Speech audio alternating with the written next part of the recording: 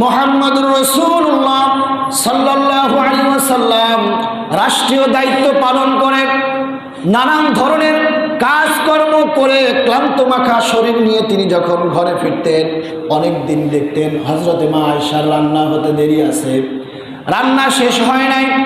হযরতে মা আয়েশা বলেন, আল্লাহ রাসূল আমার দিকে চোখ মোটা করে তাকান নাই, ভুরু কুঞ্চিত করেন নাই, উঁচু গলায় কথা বলেন নাই, বরং ওই ক্লান্ত মাখা শরীর নিয়ে আমার পাশে বসে তরকারি কুটে আমার রান্নার কাজে আমাকে সাহায্য করেছে। সুবহানাল্লাহ। এটা হলো রসুলের চরিত্র। আমরা সেই রসুলের উম্মত দাবি করি, কিন্তু এই চরিত্র আমাদের মধ্যে নাই। বরং এমনও ইতিহাস বাংলায় আছে যে স্বামী কাজ থেকে ঘরে ফিরে এসে দেখেছে রান্না হতে দেরি আছে, রান্নারত অবস্থায় স্ত্রীকে পিটাইয়ে বেহুশ করে ফেলছে। এরকম জালিম মার্কা স্বামী বাংলাদেশে আছে না নাই? শুধু পিটায় নাই, তালাক দিছে, এমন ইতিহাসও বাংলাদেশে আছে।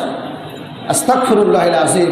এই যে স্বামী নামের আসামিগুলা, এগুলি কিয়ামতের ময়দানে আল্লাহ এদেরকে যে কি পরিমাণে শাস্তি দিবে এটা চিন্তাও করতে পারছেন।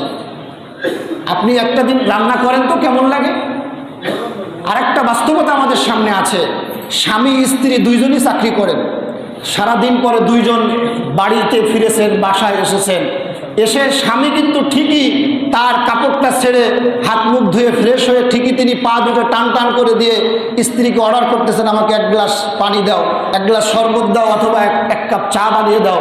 অথচ ওই স্বামীর মাথায় এই চিন্তাটা নাই, আমি যেমন সারাদিন কষ্ট করে আসছি, আমার স্ত্রীও সারাদিন চাকরি করে আসছে, তারও একটু রেস্টের প্রয়োজন, তারও একটু স্বাভাবিকভাবে তার একটু পরিষ্কার পরিচ্ছন্নতার প্রয়োজন, তারও একটু রেস্টের দরকার আছে। এই চিন্তা কিন্তু স্বামীরা করে না। আসার সাথে সাথে স্ত্রী আবার এতক্ষণ বাইরে কাজ করে এসেছে, আবার ঘরে আসার সাথে সাথে ঘরের কাজ করা শুরু করে দেয়। তারপরেও অনেক স্বামী নামের আসামি আছে যারা স্ত্রীর সঙ্গে খারাপ ব্যবহার করে, দুর্ব্যবহার করে। এটা করবেন না। একজন স্ত্রী সে তার সবটুকু উজাড় করে দিয়ে তার স্বামী তার সন্তানের জন্য করে। সব থেকে বড় কথা, তার আপনজন ছেড়ে, তার চেনা পরিবেশ ছেড়ে, সব কিছু ছেড়ে সে আপনার কাছে থাকছে, আপনার বাড়িতে এসেছে। এই জন্য হলেও একজন স্বামীর উচিত স্ত্রীর প্রতি সহানুভূতিশীল হওয়া।